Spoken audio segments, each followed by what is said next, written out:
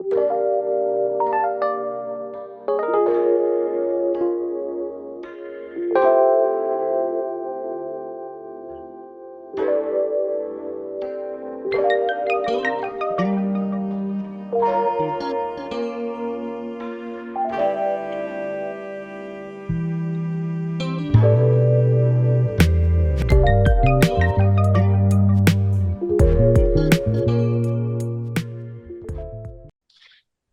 cáncer se encuentra entre las tres principales causas de mortalidad prematura en mujeres a nivel mundial.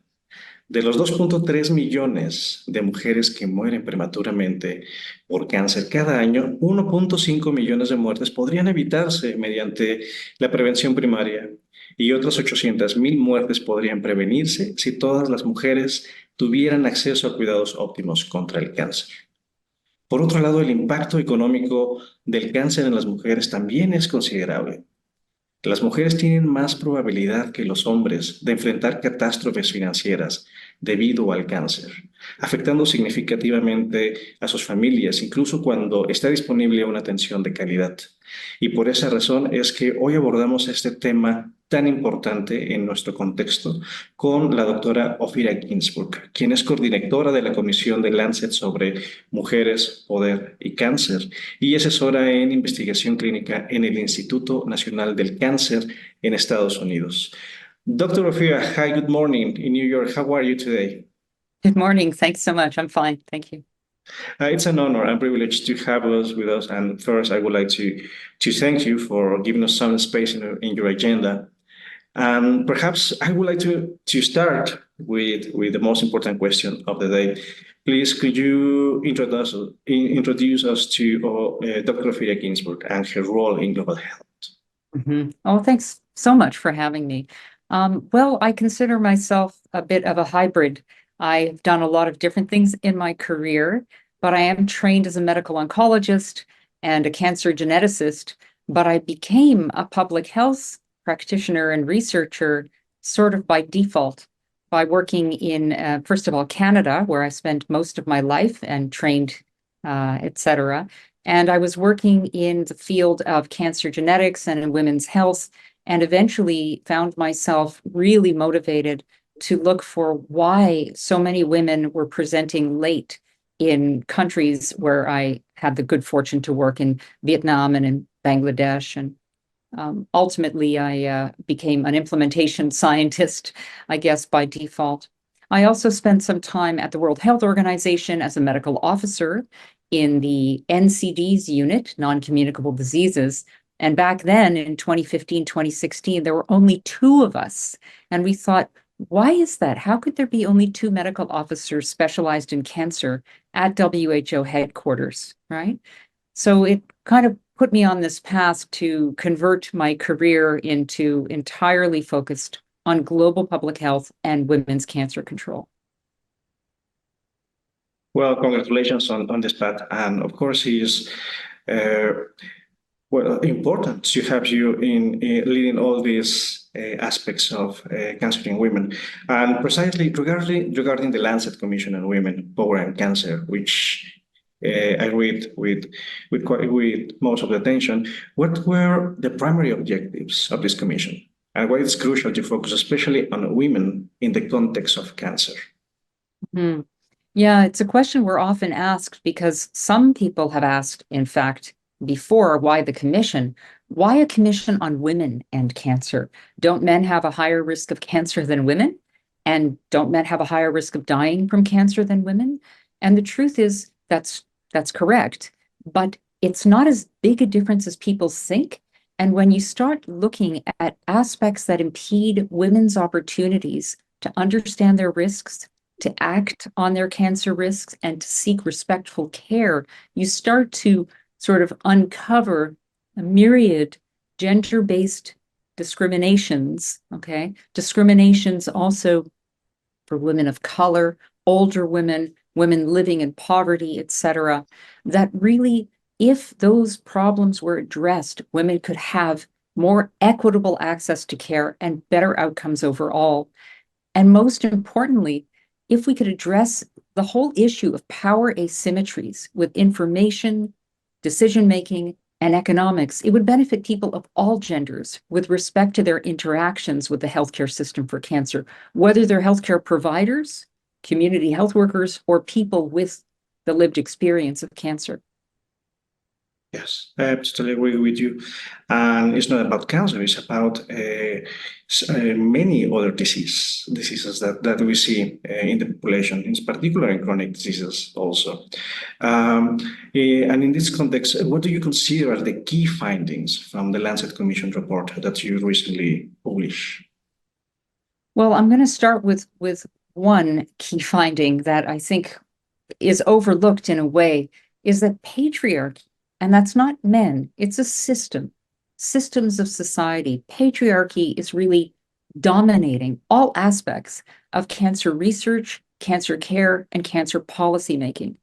And with that overall framing, I'll give you a couple of the quantitative findings that I think might be of most interest to your audience, as well as some of the qualitative findings. Now, I am brushing up on my Spanish these days, so I believe that you covered some of the quantitative findings in your introduction. But one thing we did not want to overlook is that most people in public health, let alone in the general public, are not aware of the great magnitude of the burden of cancer in all countries. This is not a disease of wealthy people in wealthier nations. And in fact, when it comes to women, cancer is in the top 3 causes of premature death under the age of 70, in all but 2 countries. That was an analysis we did of 185 countries. And then when we look at premature mortality in a bit more detail, we saw that of the 2.3 million women who died in 2020 under the age of 70 from cancer, we could have prevented 1.5 million women from dying if they all had access to what we already know works in terms of primary and secondary prevention.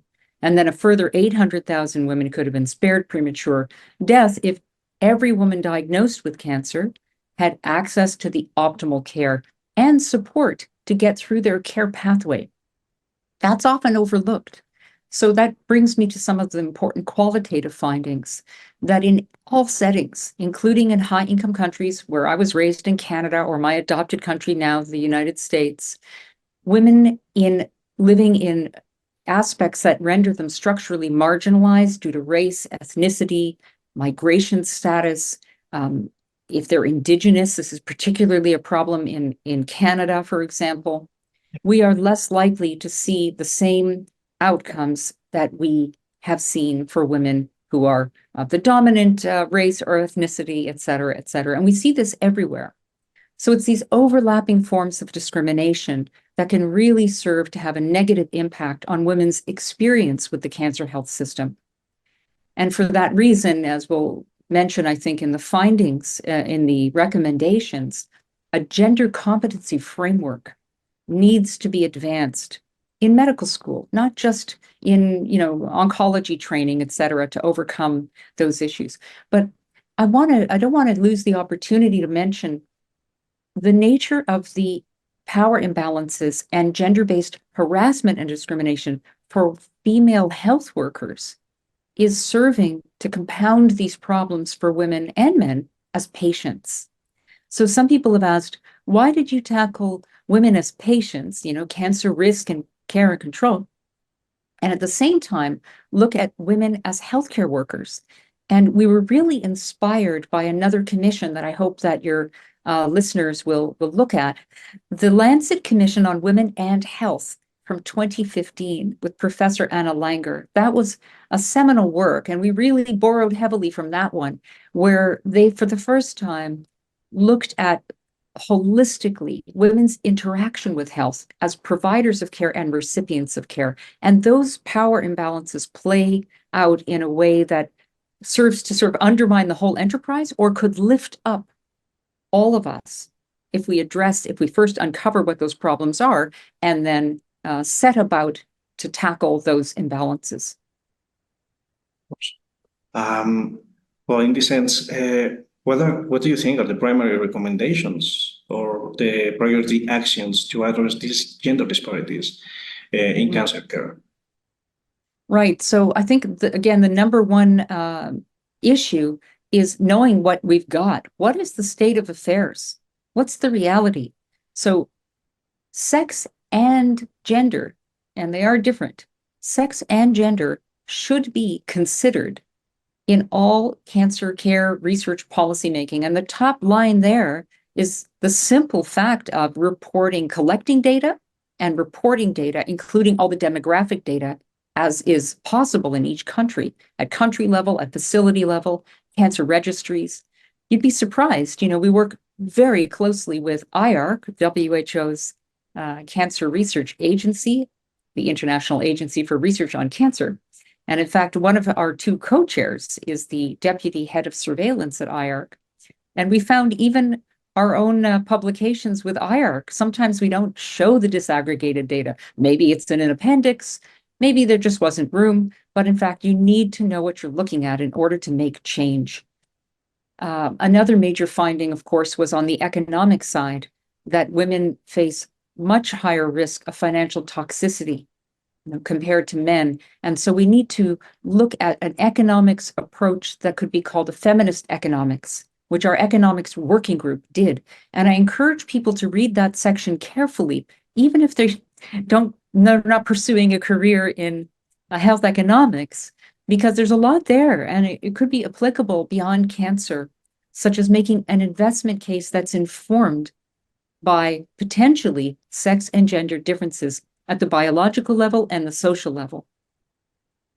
Yeah. And in this sense, Professor, what do you think is the pending agenda that we are facing right now?